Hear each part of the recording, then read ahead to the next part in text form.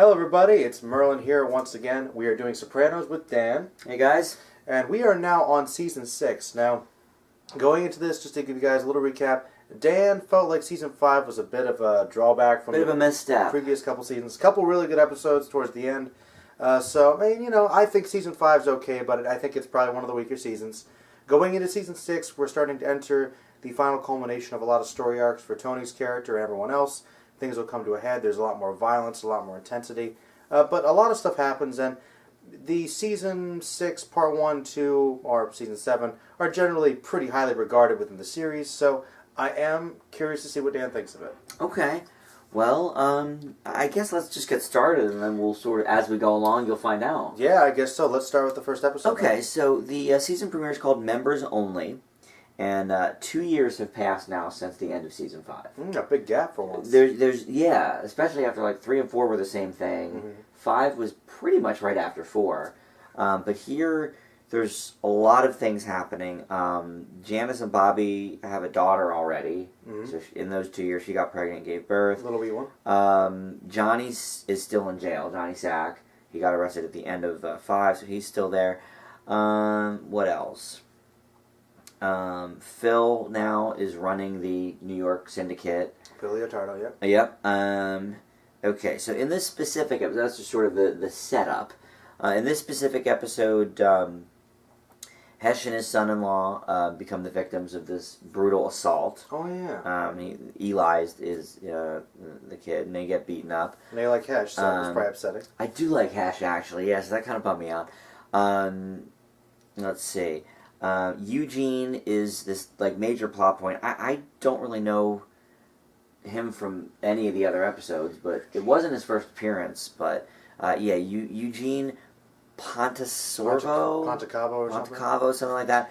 So he tries to retire to Florida in this episode. And he's sort of a big plot point in this episode, which is weird. I actually know you're talking about. Yeah. Wait. Yeah, he's this guy who kind of wants to get out, basically. Right, he wants to leave the mob, he wants to retire to Florida. Yeah, he's just, this is kind of where they start giving minor characters that had the background a little more interesting stuff to do. Like, yeah, you're right, I know the character, right. But he's had like 2 lines. Here and there, but I didn't know him at all. Yeah, I certainly didn't know the name. I did like his situation in the episode, though. He, like, talks to his wife, he's upset, he's like, and she's pushing him, like, you gotta do this. Well, what happens is he gets this inheritance, too. He inherits $2 million.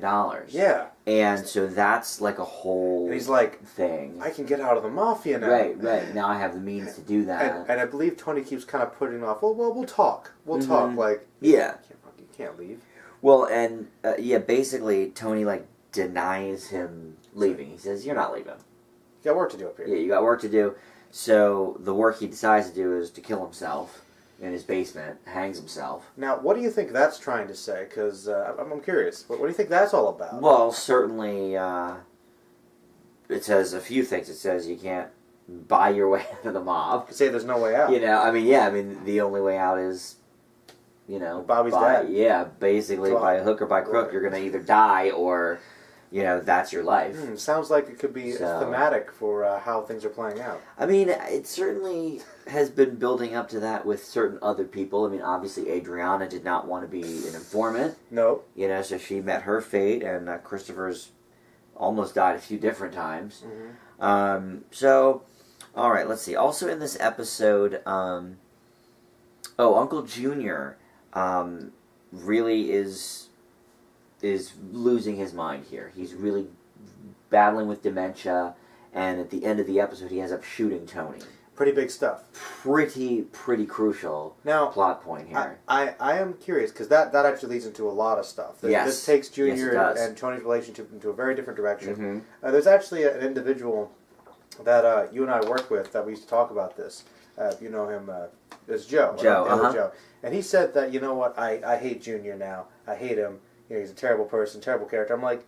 It's not his fault. He has dementia. Yeah. So he shot Tony.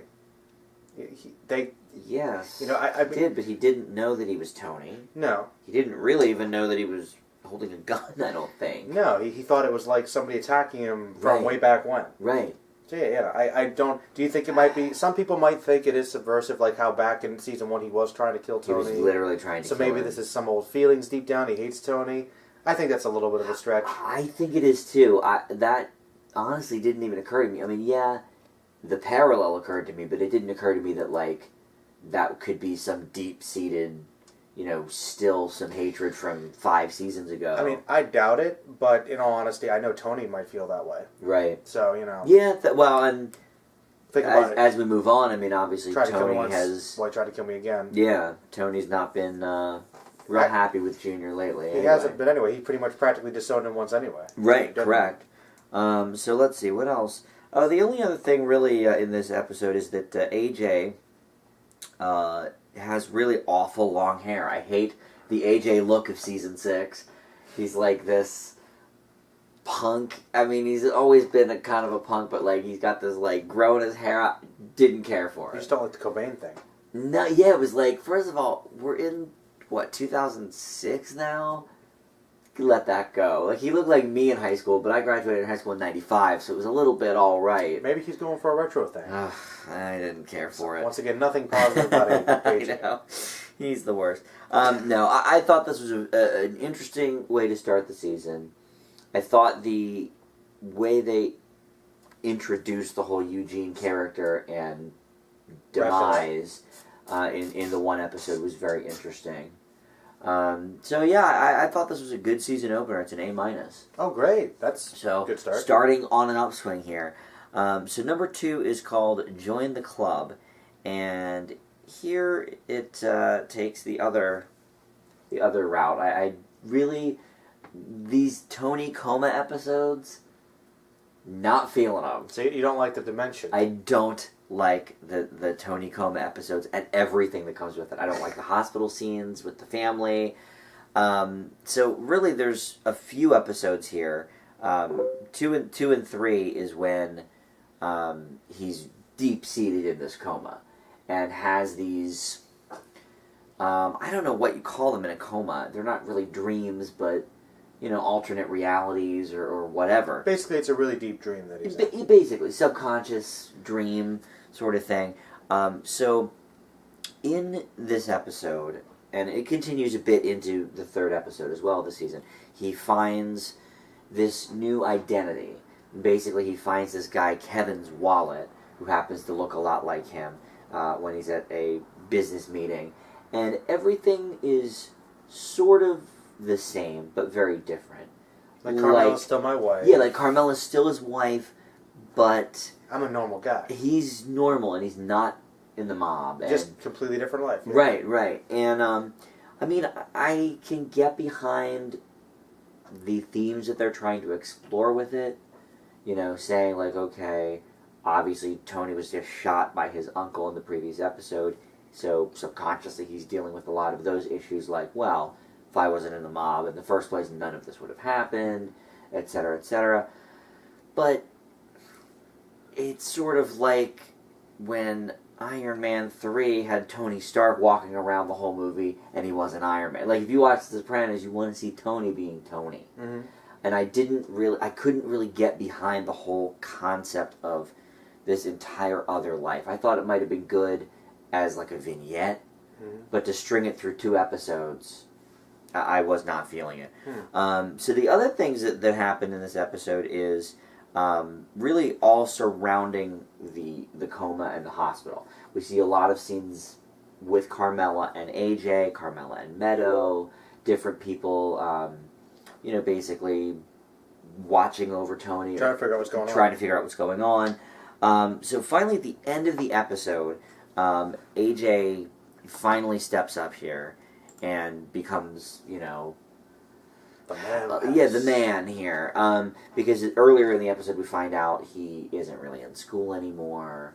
He's, been lying to people, not least of all Carmela, about what he's been up to. And he's kind of a real jerk at the beginning of the episode, and Carmela and him have it out, and then, he sort of steps up at the end.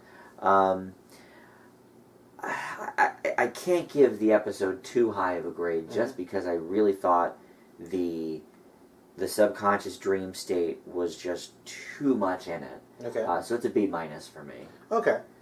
But I mean, I kind of liked it because it's sort of coming full circle a little bit. Because remember the first season he gets shot and he kind of had that reflection there. Yeah. I think it's kind of agree. interesting to see Tony explore the possibility of another life. I mean, should it have been a whole episode? I don't know. Yeah, and that was my issue with it. I mean, especially knowing that there's only X amount of episodes left. I mean, don't waste time. There's at this point, I think there's 20 episodes from this point till the end of the series. Like I said, I get the themes. I get what they're going for. 5-minute, 6-minute vignette would have been, I think, enough. Maybe. Personally. Maybe. So it continues here with episode 3, Mayhem. I don't know why it's not called Mayhem, but Mayhem. Maybe it was intentionally so. I'm sure. There must have been something I missed in it. But, so here, he's still in the coma. We have a couple of scenes with the Kevin character. This is, I think, maybe a little more what I wanted to see. Because there's a lot of other things going on as well.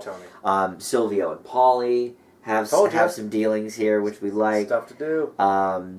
AJ, dealing with the coma, wants to buy a gun to exact revenge on Junior, which is... How'd you feel about that?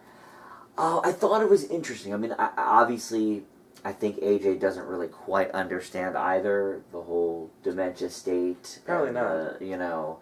That Junior didn't really know that this was happening.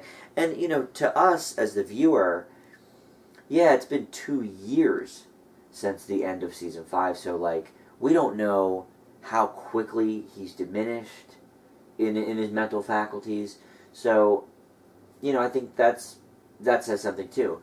Maybe Tony knows a little bit more than we do about that, So what else happens here? Okay, so Paulie and this other guy who I don't know, Corey or something, finds this huge cash amount. They go to this apartment of this Colombian drug lord. They're trying to, just kind of randomly kill some people. Yeah, in a dishwasher, they find this enormous wad of cash. Yeah, call me. We'll just kill you and take your stuff. So I thought that was interesting. So Silvio goes in the hospital as well for his asthma because his wife is sort of saying, you know what, Silvio, you could be the new boss here. If Tony doesn't make it, they're going to be looking for a replacement. It's kind of interesting because around this time, people were really saying, Silvio, you're the smart guy. You always have the advice. We're going to move him up now. Silvio's a good replacement. And he starts to take it, and then he realizes... I can't do it. I like being on the side. Too much pressure. I like being the advisor, but I like to run my club. That's what I'm about. Right. So, please, Tony, don't... It's like, oh, you're the boss. So towards the end of the episode, he enters the hospital as well. Mm-hmm. What else? Paulie... Paulie comes to the hospital to visit, and Meadow, I believe, is the one that tells him, listen, we're trying to be upbeat here. He gets in the room and, oh my God, you look terrible, this and that. And they're like, okay, we're trying to be positive here. Poor Paulie doesn't know it. Yeah, he's not really getting it. So, God bless him. Uncle Paulie. And then Christopher's buddy Tim Daly is back. Yay! As JT, Superman himself. And so there's some more film stuff with He's working on him. His movie. Are they throwing around the script idea about the mob movie he wants to make yet? Yes, they're doing that. That gets a little more fleshed out later. Mm-hmm. I believe in episode 6 it is, or maybe 7, but the horror. We'll get to that. Thing, but so it was good to see him again. I like Tim Daly. Tim Daly's fun, yeah. And then at the very end of the episode, Tony finally regains consciousness. So thankfully, we only were without him for 2. So this episode I will give a B. Okay. Up next is the fleshy part of the thigh. I remember this one thing. Yeah. Now Tony's still in the hospital, but he has woken up, so he's not looking well. Isn't there a great guest star here that gives some sort of conversation about particle physics or something? Or is that? Later? I don't think that was this episode. But that does happen, right? I don't... About physics? Am I right? I don't know. Well, isn't this the one where did that happen already? No, it couldn't have been. What? So Bobby meets the rapper in this episode. Oh, the rapper! This is the rapper episode. Okay, where he asks him to pay him to shoot him because he thinks to make him basically seem he's not street enough. Like 50 Cent. Yeah, so he's not as cool on the streets. Like, I don't want to see it coming. You pick where. So basically, Bobby says, "Listen." The reason the episode's called "The Fleshy Part of the Thigh" is for that reason. Bobby says, "Look, I'm a marksman. I will hit you in the fleshy part of the thigh, so I'm going to shoot you, but it's not going to be, you know, anything too bad. Well, he ends up missing at the end of the episode and shoots him in the butt. But the guy pays Bobby to do this, and what's he going to do at that point? You know? So I thought that was kind of funny. That was funny. So also in this episode, Tony and Johnny are haggling over the future of the whole sanitation company. Mm-hmm. So that's a bit interesting. And then he also meets some other people in the hospital that he becomes friends with. And one of them's the particle physics guy that tells him about how everything's connected. Yeah, so who is the guest star? I forget the actor's name, but he was on The Bachelor and stuff like that. And he was in films like what else was he in? I'll look this up here. He was in. I think he might have been in The real famous person is coming up in another episode, so I wasn't thinking. I mean, he's not like super famous, but he's like a really old guy. He's been in movies. I mean, he was in You Good Man. I like the character, and I've seen. Hal Holbrook. Yes. Hal Holbrook. Oh, yes. He's been in so many things. Yeah, you know, and I just All the President's Men was one of them. All the President's Men. Yes. Yes. Yeah. Yeah, and I really liked his character. And of course, The Firm. The Firm. Yeah, which you just showed me last week. So yes, I forgot that was him actually because that was before we watched The Firm. But But yes, he's definitely one of the best of the hospital characters. Mm-hmm. But there's a few different guys he watches boxing with and all that kind of stuff. So he's sort of a little camaraderie. It reminded me of a little bit of 50-50.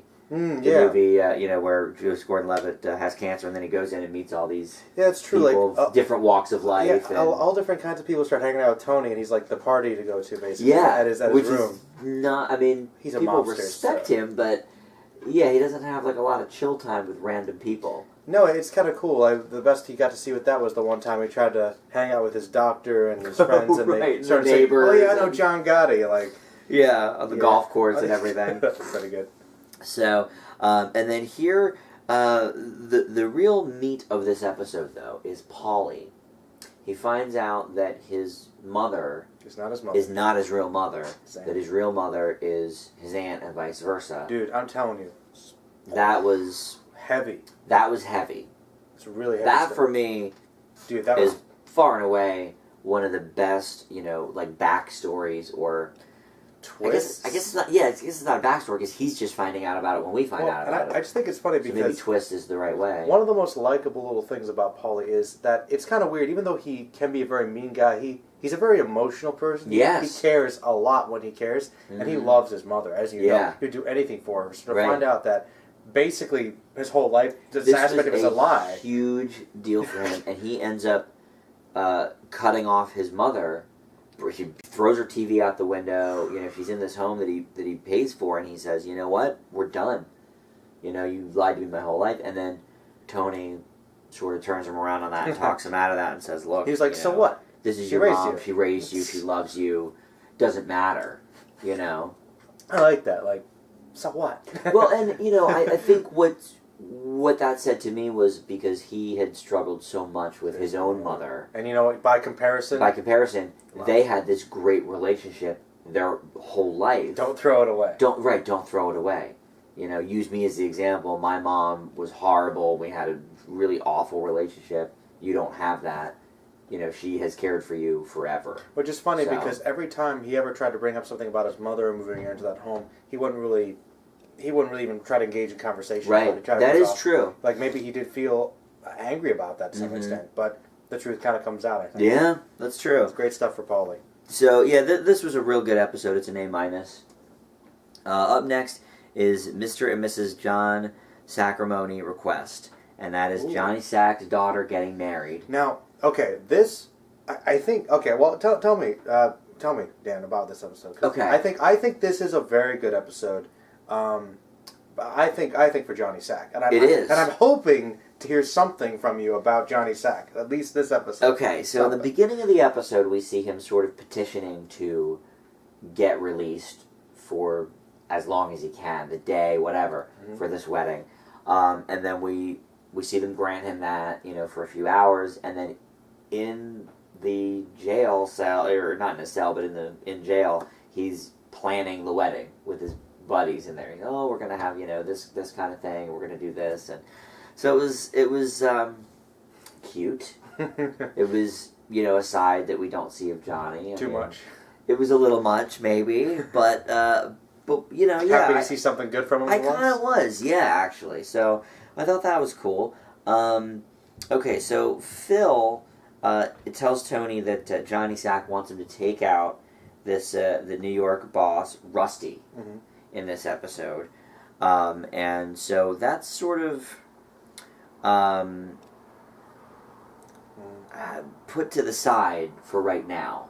It's just sort of mentioned in this episode, and then sort of forgotten about, sort of a footnote. But so Tony's got a bodyguard now. Young guy, yeah, Perry, because he just got out of the hospital. He's a bit weak, got shot, vulnerable, and not just because he got shot by Junior, but just because he's Tony, and you don't want to be seen as weak, and he's getting older, and he's trying to think like, maybe I should make an example of somebody just to kind of save face a little bit. And he just beats this guy up. Because he's the biggest, strongest guy. I'm like, super macho. Right, I'm totally still got it. Which, in his lifestyle, makes sense. And hey, to be fair, he does. It was a bit ridiculous, but it's ridiculous, but I feel like it's quite a possible scenario. Yeah. The thing I like about the kid though is that he's so dumb that he's like, oh, you're right. I did start you the wrong way. I know. No, you didn't. Like, he just perfectly. Of course, Mr. Tony can't make anything wrong. It must have been something. I right. And of course, they're best buddies and everything. Still goes back. Just like, that was a bit odd. Like bang his head into a freezer or something. Something horrible. Yeah. He really beats him up good. So Melfi returns here now that Tony's out of the hospital. He's back with Melfi. Let's talk about that. Yeah. That was interesting. Yeah. To see them back together. He's sort of filled her in on everything with the hospital and with Junior, and it was nice to see her again. She's Melfi, classic Melfi. Nothing too interesting really there, but then so we have the wedding, and Johnny gets taken away basically for look, he got his few hours.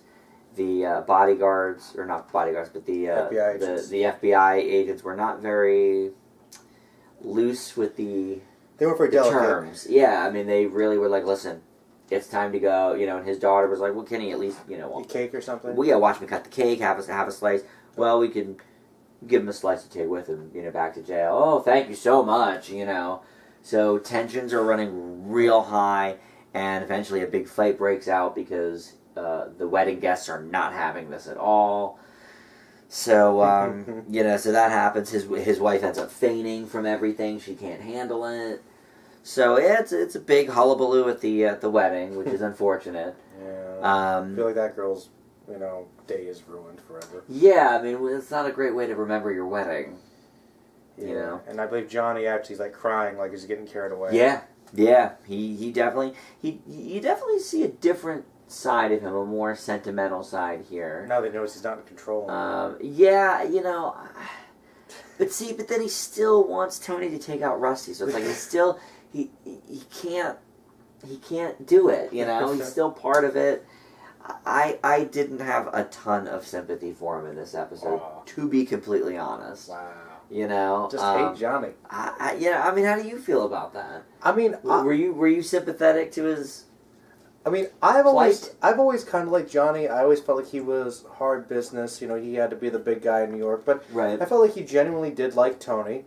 I thought he did have a pretty good repertoire with him. And I think that, we did see he cared about his wife a lot. And when he found out that, she actually was overeating and the rumor was maybe more correct, he let it go. I mean, he's hot-tempered. He's not the nicest guy, maybe, but I think we got to see a really humane side to him here, and I thought it was a little sad, honestly. I mean, Oh, it was definitely sad. But I felt more sad for his daughter and his wife than for him.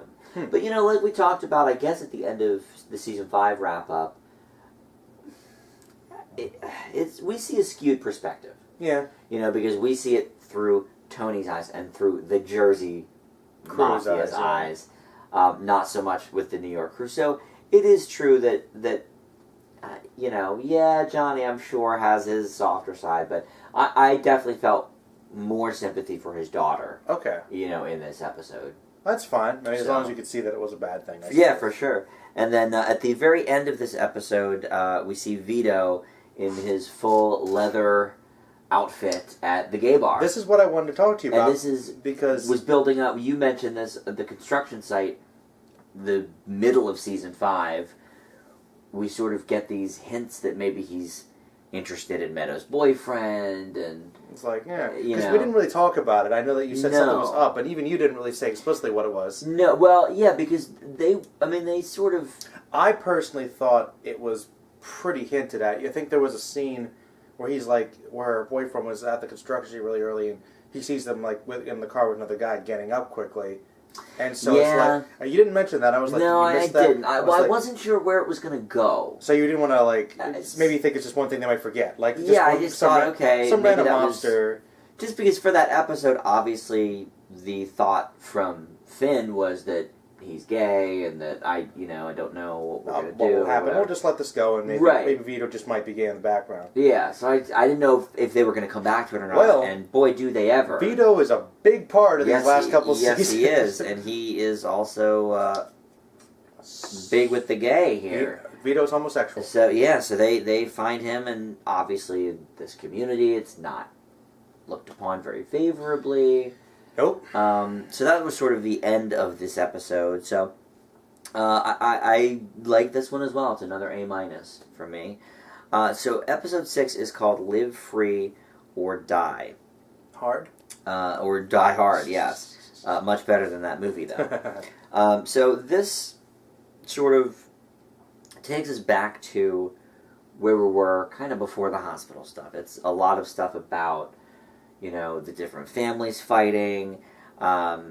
Christopher is sort of making arrangements to put Tony's deal in order with Johnny, to sort of, erase Rusty. Tony also is trying to settle a bunch of stuff since, the hospital stay. And then really the main part of this episode is Vito. This is Vito's time to shine. Christopher and everybody pretty much is sort of going through the gossip mill about what they saw, what they heard, what they saw, whatever. So Vito basically flees to New Hampshire in this episode. He sort of gets confronted. I forget by who. I believe Christopher was part of it, though. Mm-hmm. And they were like, listen, we got to kind of talk about this, And so he gets in his car and he just knows that means. He just makes a beeline for it and says, okay, I'll see you later, I guess I'm done with that. Yeah. So, I felt really, really bad for him, I mean, obviously, he's got a family here, but if he wants to stay with them, be alive. He may. Yeah, if he stays, he might be dead. Which is horrible and makes me really, really unsympathetic for a lot of things and a lot of people in this scenario. Yeah, I mean, I get it. That's kind of it's a commonplace, I guess, reaction in this type of situation, but we've seen a lot of people do a lot worse, and this is one of the interesting things about the whole mafia lifestyle. It's like, we're breaking the law, we have our own society, we make up our own rules, but we're hardcore Catholics, we care about our family, right. We should care about the marriage, but we can cheat on our wives, and right. Being a homosexual is a big sin. Is the worst sin apparently you could ever being do. A homosexual is almost as bad as being a snitch. Maybe worse. Yeah, I mean, it just improves. It's just the idea of masculinity that you must be weak or something. Right. It's just their mentality. Yeah. So yeah. I was not pleased with that. I figured you wouldn't be. No, and I like Vito. He's a nice guy, actually. is a very nice guy, and I did not like to... I mean, I'm glad they gave him his own episode. I like that part. So from a show perspective, I like that. But, yeah, that was a very interesting episode to watch. I would imagine I would say. The only other really thing of note here is Meadow is sort of coming into her own with this law firm she's working for, and she's dealing with this Muslim family who she thinks is being treated very unfairly. She, sympathizes with them and tries to, sort of find her own footing in the law firm with sort of championing this family. I thought that was really nice. I like seeing that. Once again, fighting for a good cause. I feel like she would not care that Vito is gay. Oh no, well, Meadow's a very open-minded. She's very liberal, so I like that. But yeah, this was an episode where, really, other than the Vito storyline, nothing like major is happening. It's sort of all like Tony's wrapping everything up from his hospital stay. Vito becomes a big part, so that might be why. Oh, okay. Like, it literally becomes practically the Vito show for a bit. Well, good, because it seemed from this episode that maybe he was going to be one of the people we just never heard from again. No. Okay. You'll see Vito. Well, that's good to know. This episode gets a B from me. Nice. And the final episode we're going to talk about is Luxury Lounge. And this is an Artie episode. Yay! It's got a lot to do with the Artie restaurant, but first we're going to see Rusty finally get murdered. Pretty much right at the top of the episode here. This has been, 2 episodes in the making. So Rusty and his bodyguard both get killed in their car by Salvatore. And he ends up flying back to Italy at the end of the episode just to kind of lay low for a little while. So that happens. But yeah, Benny and Artie, Benny Fazio, are really at odds with each other here. There's a lot of stuff going down with Artie's business, including a whole scandal with American Express card numbers being stolen, and so he sort of gets to the bottom of that and has some interesting conversations with Tony about, his tab and about everything else, and like, maybe you should pay now. Like, yeah, do your business here, in my restaurant. Right. And then Tony and Carmela also go out to this other restaurant, have, I don't know if it was their anniversary or something, but have a special night out at this other restaurant that's sort of Artie doesn't like Artie's that. competition, so that comes into effect. So that was interesting. And then Christopher and little Carmine meet the Mandarin. And yes, they go. They're in and Hollywood. this is the big guest star here of the season thus far. Yes, Ben Kingsley and Lauren Bacall is also in the episode, taking a punch, I should say. Yeah, bam, which was. Oh man, that was intense. I gotta say, she was game for it. I like that. I just love how they're just so funny, and I like how Ben Kingsley is just such a jerk. And this really is. And he's just like, yes, we're gonna go buy expensive stuff because we can. And Chris is like blown away, like they just give you stuff because you're Sir Ben Kingsley. Yeah, it's just pretty standard. He is kind of a jerk, but he's only a jerk because they're being idiots. Like, oh yeah, they're like, oh, you just read the script, like, oh yeah. When Christopher calls him, he's like, oh, can you get me into that party, or whatever. Ben Kingsley's like, dude, no, what are you talking about? No, it's like, I mean, the way he portrays himself, he's like, I guess he's kind of a nice guy, but he's sort of, I don't know, a little bit, I don't know, snobby. Perhaps a bit snobby, maybe a little bit of a snob. I mean, I don't think that's the way Ben Kingsley really is. I'm pretty sure. No, I think he's playing a hyper-realized version of himself. Sure, yeah, obviously, but I just think having some fun with it. I mean, I like the fact that he does try to kind of entertain them a little bit. He tries to go along with it, be polite, but it's like, at the end of the day, you're just some random people that are trying to get a script through. Right, which I'm sure he runs into all the time. He's like, oh yeah, well, sure, I'll be in your movie. Yeah. And then the reason Lauren Bacall ends up getting beaten up is because Ben Kingsley tells them that the Oscar gift bags are worth, tens of thousands of dollars and stuff. So they try to steal it, and then they punch her in the face.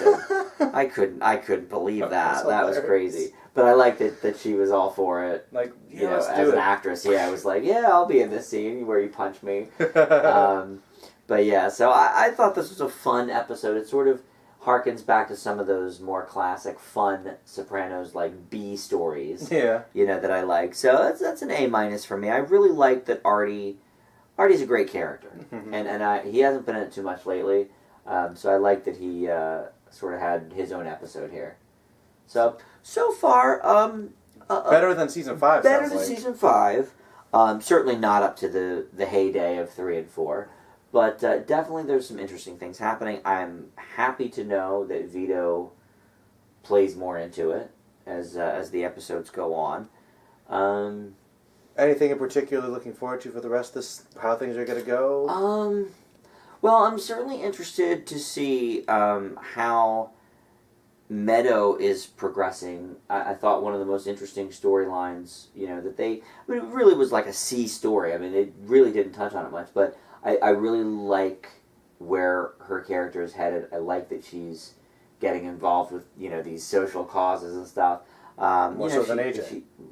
He hasn't really been in it too much, other than that one episode in the hospital. With his hair. With his terrible haircut, or lack thereof, I suppose, his long hair.